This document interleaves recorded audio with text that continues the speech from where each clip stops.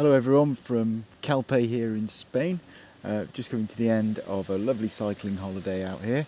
But whilst I've been out here, through the wonders of modern technology, I was sent a tweet from Good Morning Britain on ITV, the title of which was, "Does vaccinating your dog cause it canine autism?"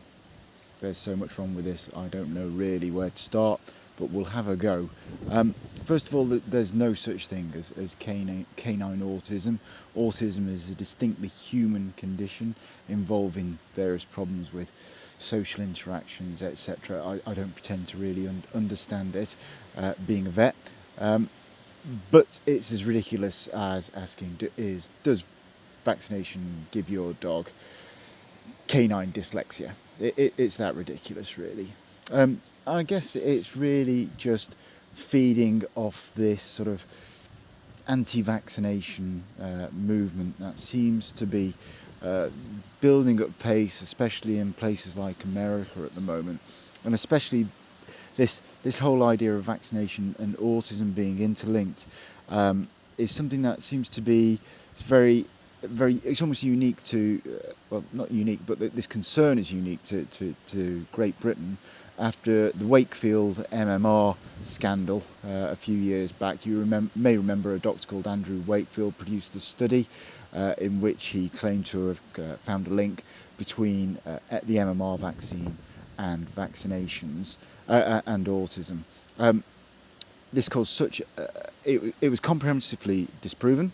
Multiple studies have shown no such link exists, and it was also shown that he'd acted fraudulently in line with some commercial interests, and in fact, as a result of the problems that he caused and his duplicity in causing them, he was struck off by the General Medical Council. So there is no doubt that that study by Wakefield is total rubbish. But it seems to persist. It seems to be one of these memes in our society that seems to just keep coming back and coming back and coming back. And I think it really comes down to the fact that as humans we're such good pattern recognisers. So as we evolved, if we ate that plant, it made us feel sick. We started to correlate the two of them together, and our brain, as pattern matchers, essentially was trying to, it was acting on the safe side. And it's doing the same thing with vaccines these days. So, for instance, if you have a population of 365 dogs, one of them, a few of them are going to get ill through the year. If I vaccinate each one on a different day through the year, it may be that one of those dogs that is going to get ill will get ill the day after the vaccination. And we would call that correlation. That doesn't necessarily mean that the vaccine caused it. In fact, the probability is that the vaccine didn't cause it. It was just one of these random things that can happen. And the difficulty for us as a profession is to work out the difference between correlation on one hand and causation on the other. And when we're dealing with populations, it can be a really tricky thing to untangle. I think also the problem with vaccination tends to be you're taking a healthy animal and you're doing something medical to it in the hope that you are going to prevent a greater evil at some point in the future. So it's quite an emotional decision to make sometimes, and I think some people do struggle with it, and certainly those where animals have become ill after vaccination, not because of vaccination, but just simply after vaccination, there's an enormous feeling of guilt there. And it becomes it's not a science or evidence-led decision. It's a complicated thing to work out correlation versus causation. It's very much an emotional decision to make. And, some people do try to err on the side of caution by saying, well, I'm not going to do it.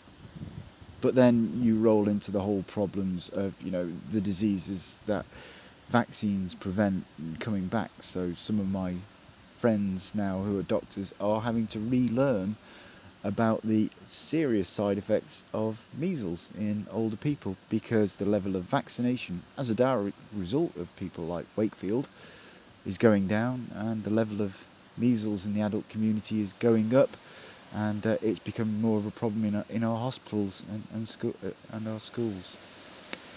So for me, I thought the tweet by ITV was sensationalistic and very, very irresponsible. These are tricky topics. They shouldn't be glamorized or editorialized. We need to sit down and discuss these issues reasonably and calmly. I was talking to someone in the surgery a couple of weeks ago who didn't want to vaccinate their dogs. But you know what? She came to me and I took her through all the various reasoning, the numbers, what we'd found in studies, and she came to that decision independently. And for me, whilst I don't agree with her decision, I applaud the fact that she was willing to talk to me and really go through the evidence base. If evidence comes out to say that vaccination is causing problems, I'll be on here. I guarantee I will be on here, and I'll be the first person to change what I'm doing, because I like to pride myself on basing my decisions on rationality and evidence. So, good morning, Britain. Very naughty. Don't sensationalise health stories like this, because it leads to illness, poor welfare, and ultimately deaths.